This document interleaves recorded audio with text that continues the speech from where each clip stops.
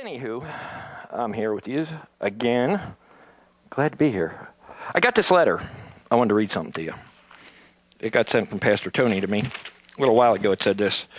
Dear Brother Greg, that's me. We would like to invite you to be our speaker at Montco Bible Fellowship Summer Series, 2013, on the topic of serving God by serving others. We would like you to speak on this on Sunday, August 25th, 2019.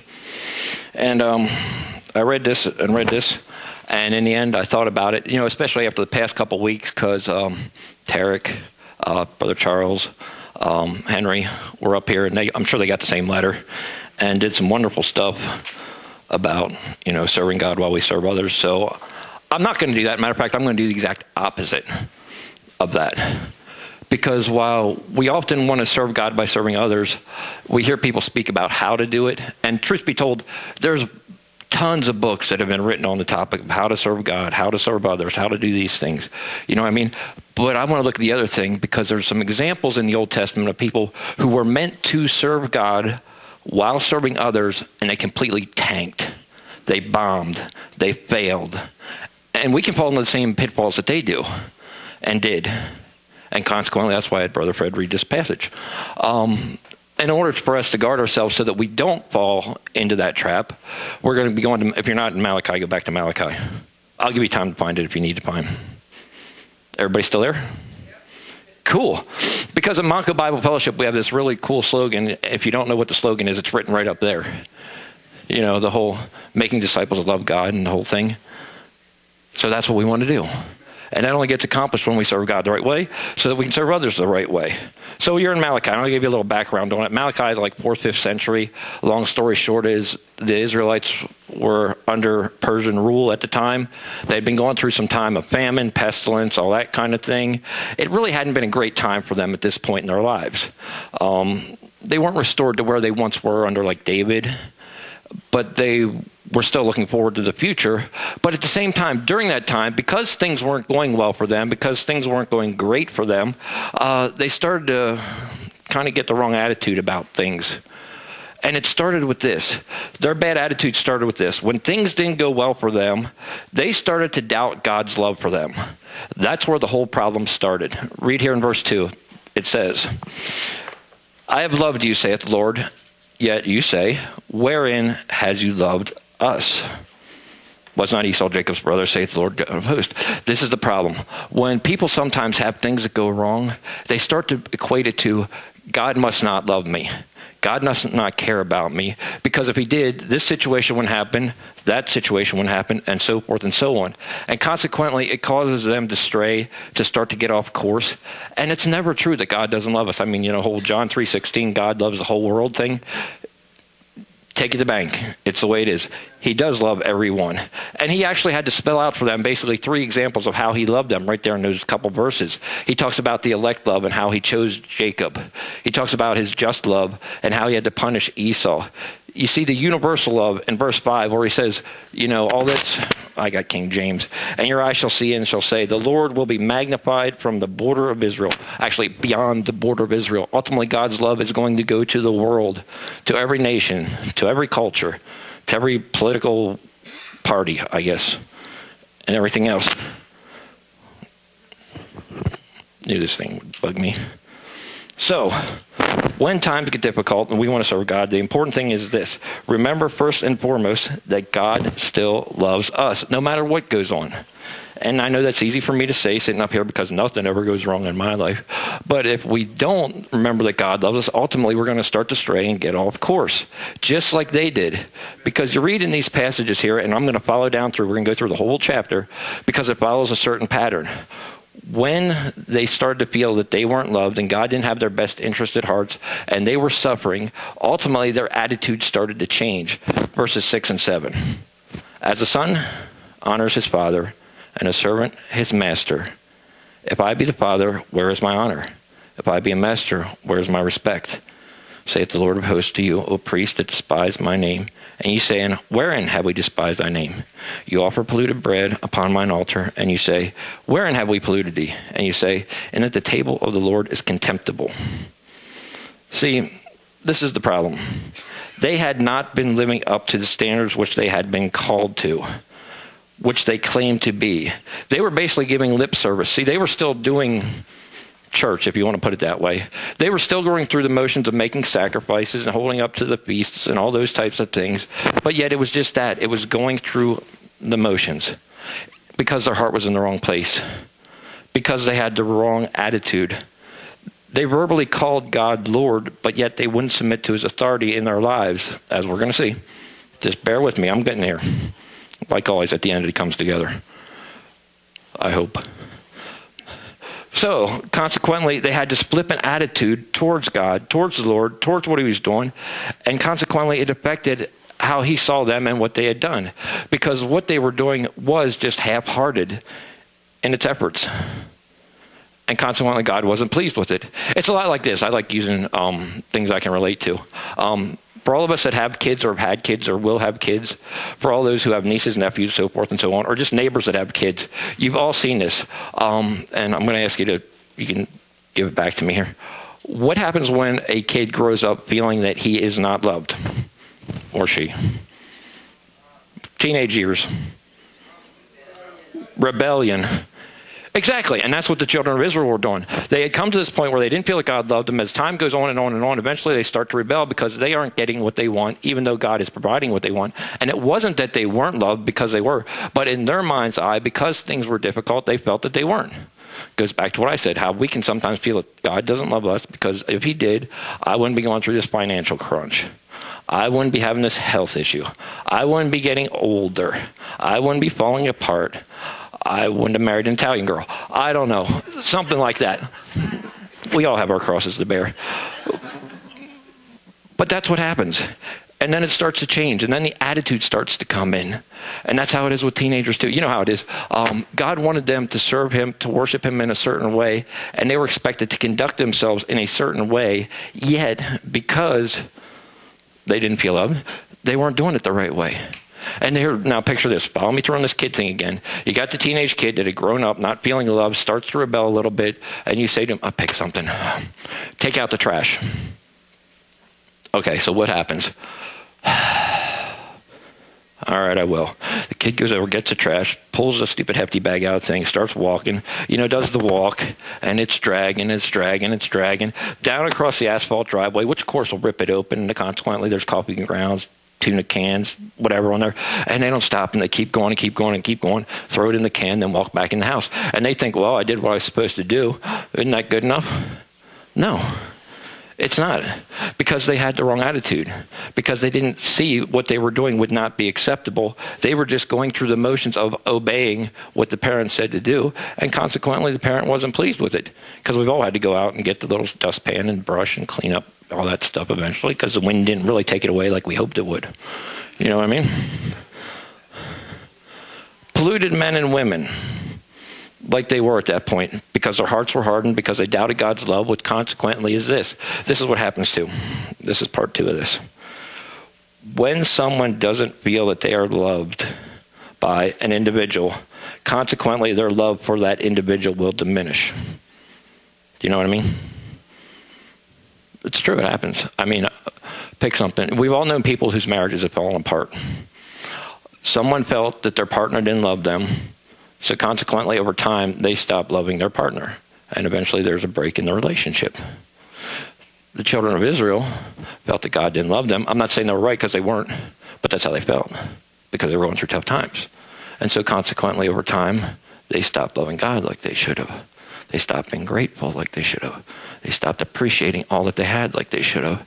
They stopped growing like they should have. And consequently, they stopped serving him like they should have. They stopped doing what God had called them to do. The priest had defiled the table with defiled food. That's giving less than the best. That's what that equals out to. They gave less than the best. But isn't that the normal process that goes on when love's taken out of the equation? If you have a disdain for someone, you're not going to give your best. You're not going to do the best. You're not going to try and put forward the best effort. You're going to do the minimal. You're going to do whatever it takes to get by, and that's about it. But the sad thing of it is, they didn't realize this, that God inspects the offerer before he inspects the gift. And he knew that in their hearts, their attitude was horrible, that they had felt the way that they had felt, because he kept calling them out on, through this whole first chapter, he keeps calling them out on everything. It's really kind of cool. and how disgraceful and embarrassing it was for them to live as the hypocrites that they were living. And sadly, within Christendom, the same thing still goes on. There's a lot of Christians out there, a lot of churches out there that have people that are in them all day long, every Sunday, worshiping, coming out, putting money in plates, sings the right songs, all that kind of thing. Teaches a Sunday school class. Sits on the deacon board, sits on the elder board, some who are pastors, some who are whatever else. And, they're going through the motions of doing what they're supposed to do, but yet it's for the wrong reasons, and consequently, God's not really honored by it. And consequently, it's not going to be, a blessing to anyone. Israel was called to be the light at the time. God chose them. They were the elect. It's true. They were. And it wasn't because they were the greatest. It wasn't because they were the strongest. It wasn't because they had the biggest army. It was because they were the littlest and all that. And consequently, that's who God chose. The same deal applies for us. God chose us. We didn't choose him. That's the way it went. And no, I'm not a Calvinist, but yes, I believe that's true. So ultimately, when they started living the way they're living here at this time in their history, it just showed how little regard they had for him. It's one thing to say God's the Lord in our life. It's another thing to demonstrate it in our attitudes and consequently our actions, because ultimately our attitude precedes our actions. And what our attitude is towards God will determine the actions we produce for God. That's what will happen. So they call him Lord still, obviously, the whole way through the book. They say, Lord, Lord, Lord, Lord, Lord, Lord, Lord. But they don't really acknowledge him like the Lord, And consequently, Christians do the same thing. They go, like I said, all those things. And they go to church and Lord, Lord, Lord, Lord, Lord. And when God says, well, I want you to love your neighbors. And you're like, well, okay, I'll love the neighbor on the right, but not on the left, because the guy on the left's a jerk and his wife's an idiot and I can't stand them and I wish they would just move. That type of thing. The ones on the right are pretty cool. So yeah, I'll hang out with them and I'll love them. And we try and pick and choose. Or it's, husbands love your wives. It's not always easy. Don't get me wrong. It's not always easy, but it's still required. Wives, you didn't think you were getting away, did you? Honor your husbands, which is not always easy, because some of us can do some outlandish, knuckleheaded things sometimes, and it's not real easy to. Kids, obey your parents in the Lord, period. Not up for debate, not up for negotiation. It's just something that must be done. And it has to be done with the right attitude so that the right actions will follow. That's what has to happen. And then the family dynamic can be what it's supposed to be, so that ultimately the family will be an influence and make an impact on others in the community. Till then, they won't, because they're just going through the motions. And it's sad to see, but we all see in families that put on the front every time they come in through the doors. Or in our neighborhoods.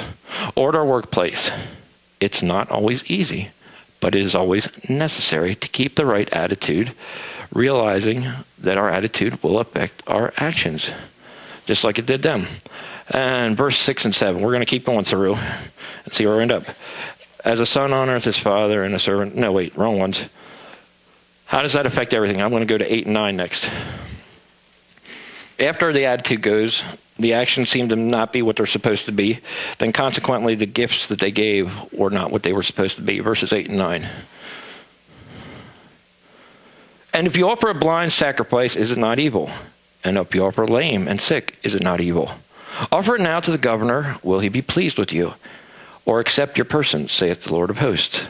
And now I pray you beseech God that he will be gracious unto us, that he has been by your means, they regard your person, saith the Lord of hosts. Here's the thing. The sacrifices or gifts that they were to give at that time, there's this whole Levitical rule and setup for what was acceptable and wasn't acceptable. They weren't supposed to give the sheep that had like 8 legs like a spider. They were supposed to give the good sheep. They weren't supposed to sacrifice the bull that had sickness or illness or any of those things, but that's what they did. They decided ultimately that they were just going to give the scraps, I guess is how I'll put it. When it came to feast time and sacrifice time, the rules in the Levitical thing, you can read Leviticus and get them all down if you want and memorize them for all I care, because it doesn't apply. But anyhow, they had things that they were supposed to do, and ultimately they didn't listen to the rules. The gifts they gave were blemished, they were faulty, they were less than perfect, they were less than the best, they were ultimately not good enough for the God of the heavens and earth and everything in between. They were just the leftovers. But the reason they were given those gifts that were less than perfect is this, and it's real simple. It's the same reason why we give to God when we give a less than the best is this. It's easier. It's cheaper. It's less costly. It's all those things. It's more convenient to give less than the best. The fact that the gifts were judged by what they cost the offerer. That's a fact. Well, that's why God asked for the best to be given to him. And that's why he challenges them in this passage is go take this gift, take the same broken down, mangled up, sheep that has West Nile virus and everything else, and give it to the governor of the region and have him eat it and see what happens. That's what God's telling them to do. And of course, in their mind, they're going, I'm not giving it to the governor. I'll end up in jail or beheaded or something like that. And before you know it, it's going to be doom and gloom. I can't do that. And he's like, That's what God's doing. So you wouldn't give it to the governor, but you're going to give it to me. Where's my standing in this then? If I'm getting less than the best, but he's getting the best, then I guess he's better than me or he's above me, and ultimately I'm not where I should be, and I'm not going to be worshipped like I should be, and ultimately you're not going to serve me like you should serve me. Ultimately you're going to dismiss me, and you are already doing so through your actions, attitudes, and consequently your gift giving. This was blasphemy for two reasons. One, it showed their slight regard for giving. It did. And the second thing, it showed the offerer's willingness to disobey the law. Now, this passage is written to the priests predominantly, who knew the law and knew the rules and knew what was required and what wasn't required. And ultimately, they didn't give it for the reasons I said. It was too costly. It wasn't convenient. It wasn't easy. There's a great number of authentic giving within the church. There really is. There's a lot of people that, give of their time, their money, their talents each and every week for the cause of Christ. But sadly, there's still a lot of people out there, believers, honest to God, born again, redeemed, reconciled, justified, sanctified, glorified believers who are not giving what they should, who are not giving the best. What costs little or nothing does not please the Lord. It's giving the most. It's not giving the leftovers. It's kind of like, I'm not saying you have to give the most of a certain thing or be the best at a certain thing in ministry. But God just expects us to do our best, because when we do our best, he will make wonderful things happen. It's like the woman, the old woman gave the 2 pences. You remember that story? The whole thing? Well, the other guy gave a ton more than her.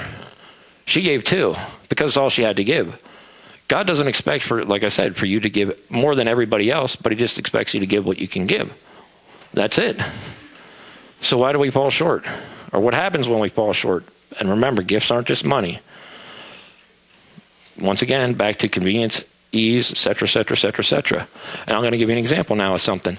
Anybody in here ever teach Sunday school class? Bible study, devotional time, discipleship? Don't raise your hands. We've all done something along those lines. And in studying for it, preparing for it, getting ready to do that, just say, pick something. You're going to teach 3rd grade Bible school on Wednesday nights. And you have to prepare for the lesson coming up the next week. How do we do it? Do we just go and get the Cliff Notes, regular Baptist press version of what the lesson's supposed to be, quick read through that, go and regurgitate it back to the kids? Or do we actually take some time to do a little bit of studying, a little bit of inquiring, checking into what it actually says to make sure that it is right, that it's credible before we go forth and regurgitate it to the kids? What do we do? Well, I got to work, and I work 60 hours a week, and it's hot out, and I'm tired, and I got a family to take care of, and I got obligations here and obligations there, and I don't have time, and it's too hard, and it's too difficult, so I'm just going to take the quick way out. I'm just going to go with the prefab thing, and that's going to be it, and ultimately that's going to have to be good enough, and that's what I'm going to give. Ever do that one? Most of us have at one time or another. I'm not saying it's right, because it's clearly not, but we have. But if we really care, if we really realize how much God loves us, if we really realize how much he has sacrificed for us, if we really realize how much he has given us, then ultimately we're going to start to love him more and more and more, and we're going to desire to give more and more and more, and we're going to start to put more and more effort in. It's like dating, you know what I mean?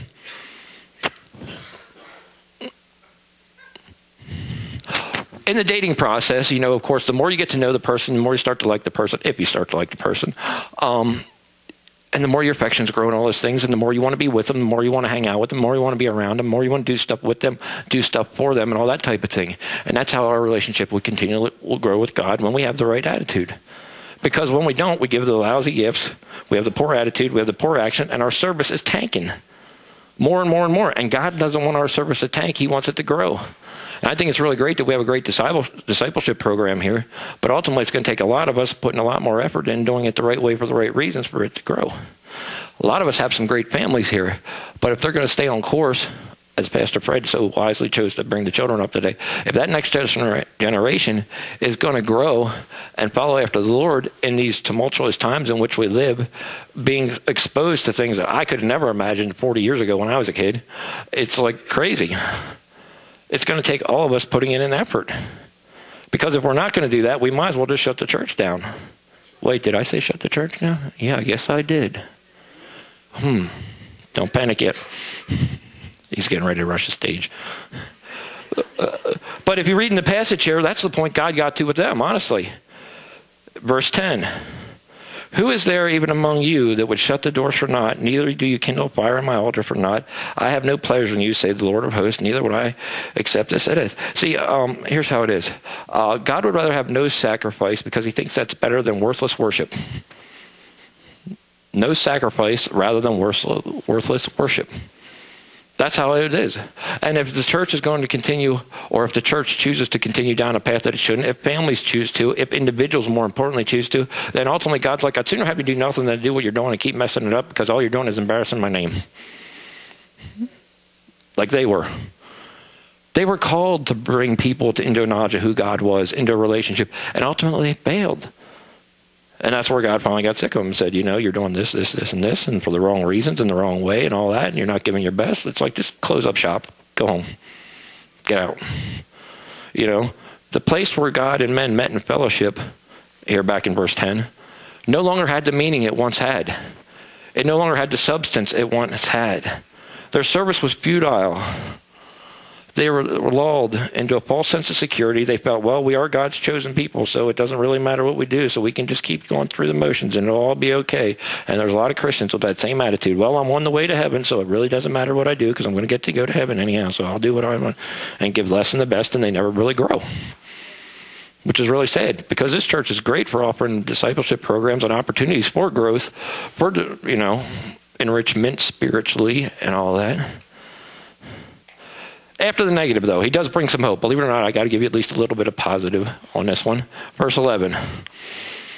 From the rising of the sun even to the going down of the same, my name shall be great among the Gentiles.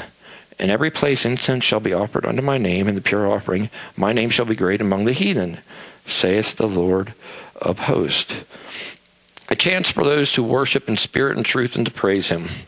The scope of this opportunity will become endless, and it has. There's so many opportunities in countries now where the gospel is going forth because people have been faithful, because people have held to proper doctrine, because they have been committed with the right attitude to make sure that his name would be magnified. God's name has been magnified. God's name will be magnified, it says, in the Gentiles and by the heathens. Because ultimately, God's every knee will bow. A lot of times we hear that thing and we think it's talking about believers. No, that's not every, that's just some.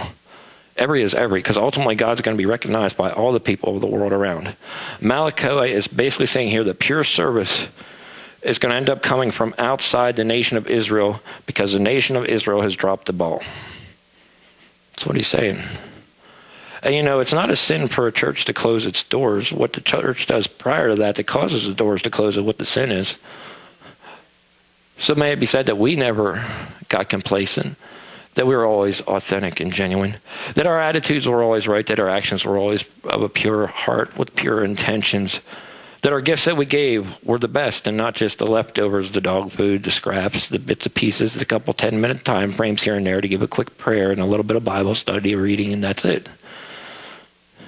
The people in this passage had been complaining about how worship had become contemptible. Is that what he says at the end of verse 12? Probably not. I'm the only one with King James. Excuse me. Worship had become contemptible. It no longer brought that feeling it once brought. They no longer were uplifted by it. They were no longer edified by it. They no longer were growing because of it. Ultimately, what had happened was because of their attitudes and actions, ultimately, they really weren't getting anything out of it.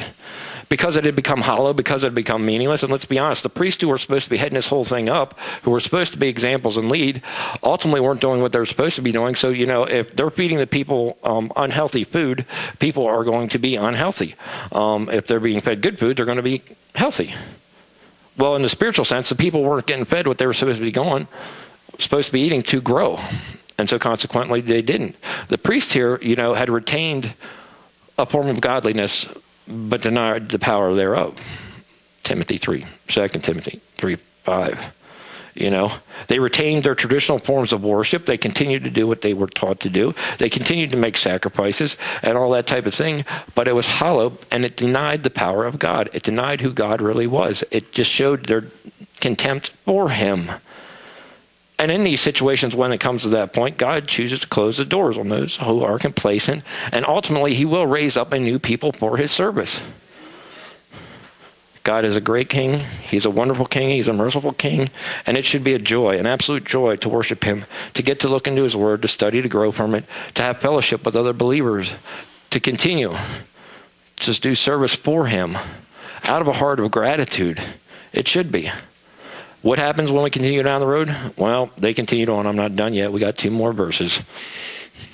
Verse 13, you said also, behold, here comes the word, weariness it is, and you have snuffed at it, and said, Lord of hosts, you brought that which was torn, and you brought the lame and the sick, and you brought an offering, and should I accept this at your hand, saith the Lord? But cursed be the deceiver which hath the flock a male, and boweth it, and sacrificeth it unto the Lord a corrupt thing instead. For I am a great king, saith the Lord of hosts, and my name is dreadful, shall be dreadful among the heathens. Ultimately, what happened with them in their whole worship service? They got bored. They got bored. They did. I mean, honestly, that was the outcome of their hypocritical ministry and worship. Boredom. And I think if you look at most ministries today, if they're pretty much hypocritical and, what's the word? I don't know. If they're just hypocritical and shallow, that's the word I wanted. Thanks. And shallow, then ultimately people are going to get wearisome from them, and they're going to walk away from them because ultimately there's no substance to them. Brother Paul somehow picked a great passage in John 6:66 today. And Brother Fred said some wonderful things about, watching the young people to guard them, that they stay on course. And ultimately we'll continue to grow and grow and grow and grow and grow. Well, we need to make sure that if we're going to serve God by serving others, that here at Montco, we are serving them in spirit and in truth, out of his word, based on a love for him, realizing how much he loves us, so that there will be substance to it, so that we don't ultimately come to the point where our kids, when they come in here, are going, I don't want to go to church, it's wearisome, it's no fun, it's lame. Rather, they're excited to go to church, they're excited to dig into God's word, they're excited to learn from it, they're excited to stand up here eventually and do this. They're excited about all those things, because the pattern goes, from boredom to being tedious, to being empty, to ultimately a begrudging spirit and feeling that it is a waste of time. That's the pattern that follows every time. And ultimately then kids end up straying and going off the wrong path and don't stay with the congregation and growing up the way they should. And ultimately as adults, then they're not living the way they should. And it was evident from these people that that's what had happened to them, and that's the point they were at in their relationship with God. And it's seen in their words, where they even say, what a weariness. Can you imagine going to God? It's a real weariness just to come out here and worship you today. God, it really is. You're really bugging me. I really got other stuff I got to do. I got to cut the grass. I got to get ready for work tomorrow. I got to do this. I really like to just sit on the lazy boy for a little bit. Kids, if you don't know what that is, ask your parents. And all that type of thing. Their words were blunt, implying that worship was a nuisance. I mean, it's a flat out, this is a weariness, emphatic, this is a weariness. Could it get more sad than that? Their spirit and their attitude was a haughty spirit.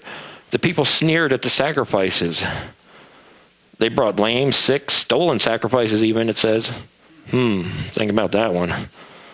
Boy, somebody really needed some churching back then. They were spiritually dead. Their deeds. In verse 14, you read about how they were called deceivers because they tried to fool God. And God wasn't fooled. And God wasn't afraid. And the people's fearless treatment towards God falls short of his greatness, ultimately. There's 196 hours in a week. There's a lot of things we can do in that 196 hours. And it basically equals out to about 2.5 hours a day that we should be spending with God and all that kind of thing if you do the whole 10% thing. Prayer, reading, praise, all that kind of thing, trying to grow spiritually. It's not a lot of time, really. When you think about the big picture, it's not a lot of time.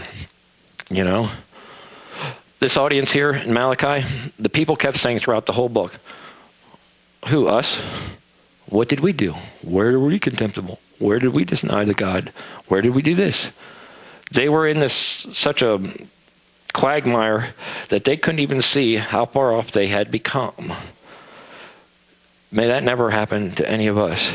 It shouldn't be an obligation. It should be a joyous celebration and to worship him each and every day, being examples, serving others while we serve him. Because most people don't realize this, the depth of God's love. Remember at the beginning I said the whole problem started because they doubted God's love for them? I need somebody to explain something to me because I'm not that bright. If I come to the point where I doubt God loves me, how is it possible for me to share his love with someone else? It can't happen.